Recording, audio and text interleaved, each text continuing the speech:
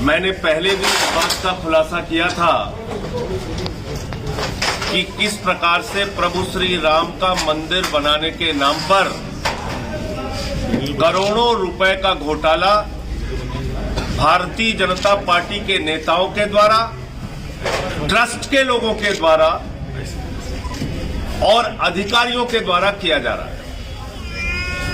इससे संबंधित तमाम और चौंकाने वाले तथ्य सामने आ चुके हैं, जिसके आधार पर मैं कह सकता हूं कि भारतीय जनता पार्टी की आस्था, योगी आदित्यनाथ जी की पार्टी की आस्था, आदरणीय नरेंद्र मोदी जी की पार्टी की आस्था प्रभु श्री राम का मंदिर बनाने में नहीं, चंदा चोरी और भ्रष्टाचार, जमीन की जालसाजी करने में है।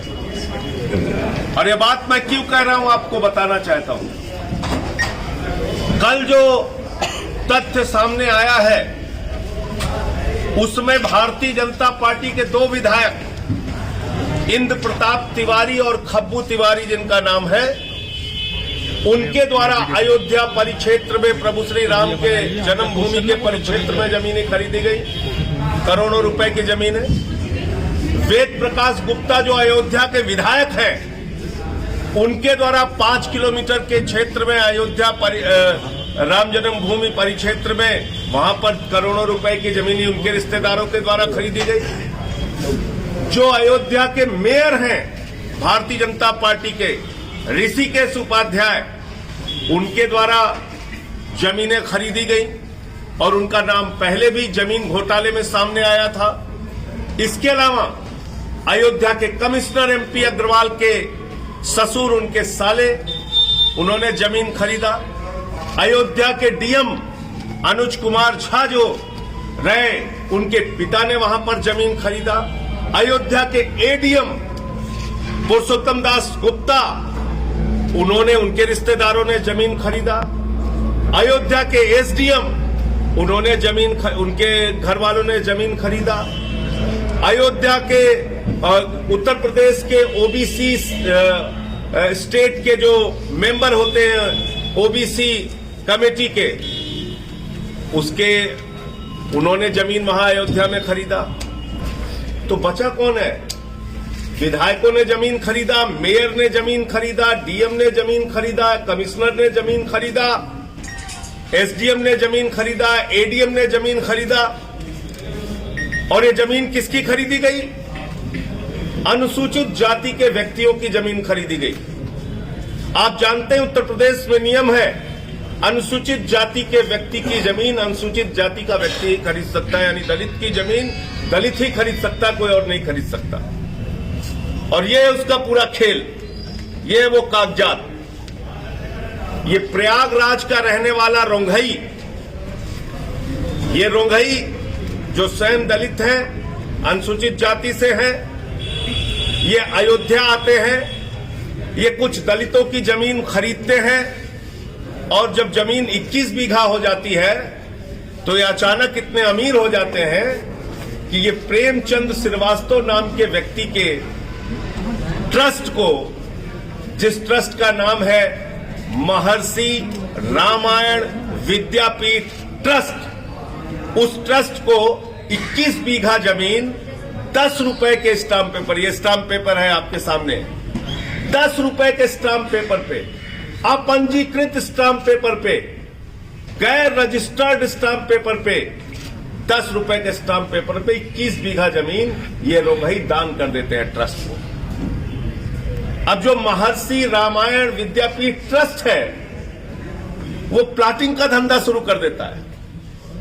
गया था, दलितों की जमीन लिया इसलिए कि यहां पर स्कूल खोलेंगे, कॉलेज खोलेंगे, तुम्हारा विकास करेंगे, तरक्की करेंगे। लेकिन जब माननीय सर्वोच्च न्यायालय का फैसला आया प्रभु श्री राम जन्मभूमि के पक्ष में, उसके बाद ये ट्रस्ट जमीनें बेचना शुरू करता है। किसको? कमिश्नर के रिश्तेदारों को, बड़े बड़े नेताओं को, अधिकारियों को जमीनें बेचता है। जब इसकी शिकायत होती है, उसमें जमीन बेचने वाले एक महादेव नाम के व्यक्ति ने जब शिकायत की तो शिकायत पे जांच शुरू होती है। उसने कहा भाई हमारी जमीन गलत ढंग से खरीदी गई और गलत ढंग से बेची जा रही है। दूसरों को बेचने का अधिकार नहीं है। अब इसके बाद दूसरा खेल देखिए आप, यह है स्वयं में आयुक्त महोदय एमपी अग्रवाल जी, जिनको इस घटना की पूरी जानकारी है। एमपी अग्रवाल की चिट्ठी निकालिए, एमपी अग्रवाल, हाँ, यह है आयुक्त एमपी अग्रवाल जी, जो खुद चिट्ठी लिख रहे हैं और इसमें लिख रहे हैं कि इसकी जांच होनी चाहिए कि साहब ये अपंजीकृत रजिस्ट्री 10 रुपए के स्टाम्प पे कैसे हो गई, कैसे 10 रुपए के स्टाम्प पे 21 बीघे जमीन चली गई, ये इनकी जानकारी में पूरा मामला था।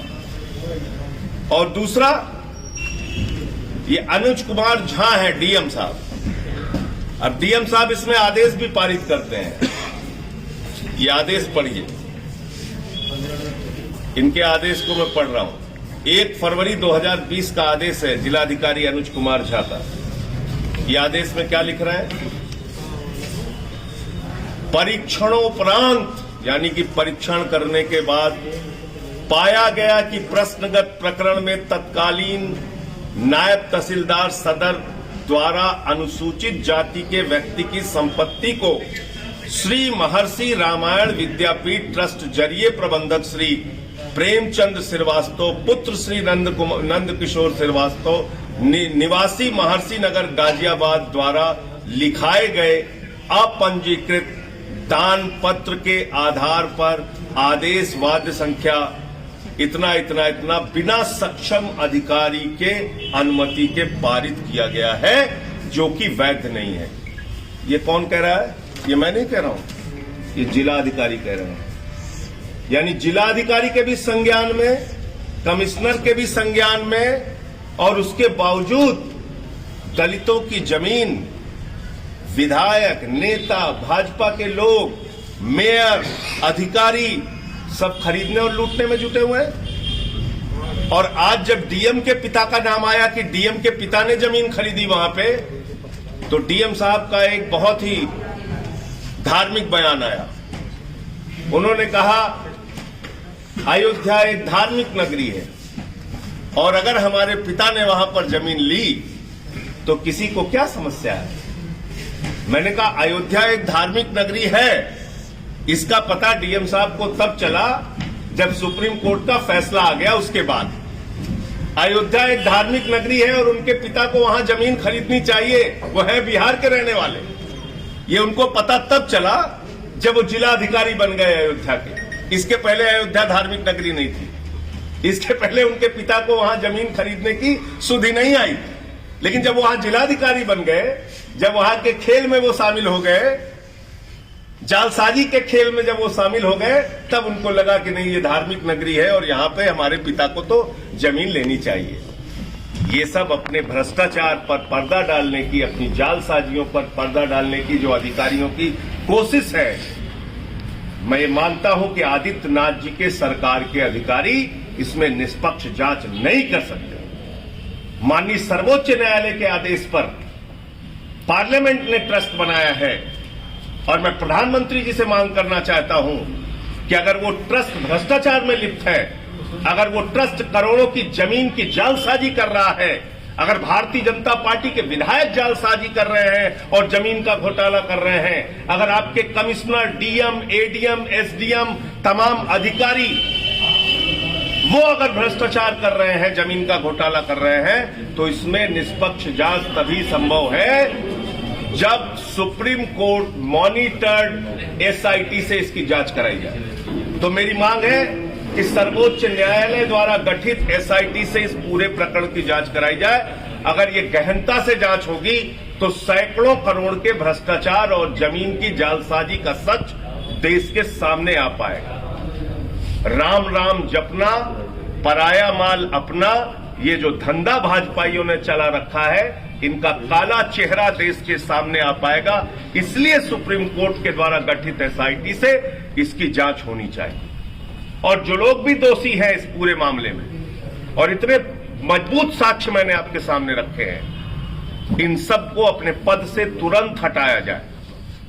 अगर ये अपने पद पर बने रहेंगे तो निष्पक्ष जांच नहीं हो सकती। इनको सबको हटाकर इसकी SIT, supreme court monitored SIT से जांच कराकर जो लोग भी इसमें दोषी हैं उनको जेल में भेजा जाए।